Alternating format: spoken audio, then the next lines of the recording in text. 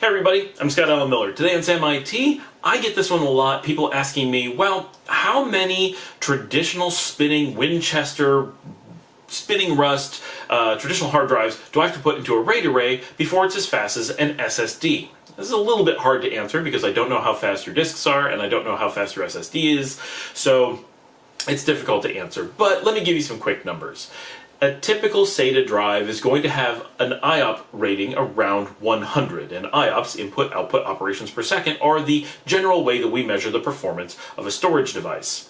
Going into something like a RAID 10 array, we get what we say is 100% of the IOPS of all of the disks combined, and when we go to the write IOPS, we cut it in half. So if you were to have an array of 10 disks, you would get roughly 1,000 read IOPS or 500 write IOPS. You can extrapolate from there. You need to go faster than that. You may go up to 20 disks and get 2,000 IOPS or 1,000 write IOPS. And it depends on your blend of read and write as to what exactly number you get, but you won't get lower than the write number, and you won't get higher than the read number. Normally you'll get somewhere in between.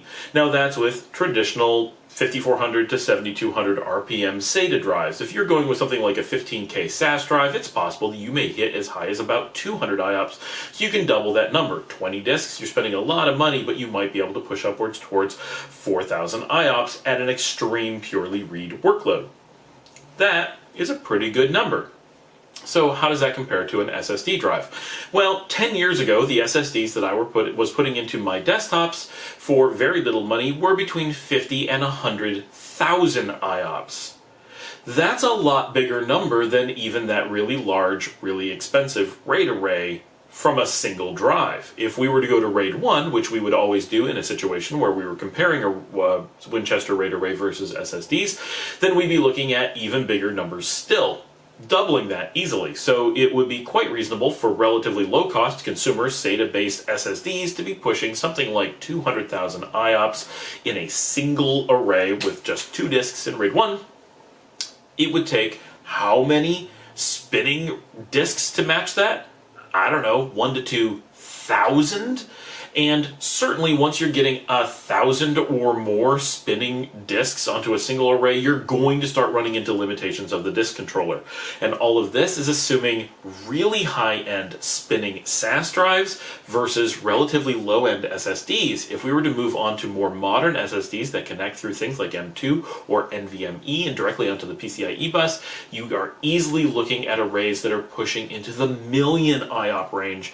And once again, that RAID array would have to be just a ridiculous number of devices to even come close to it.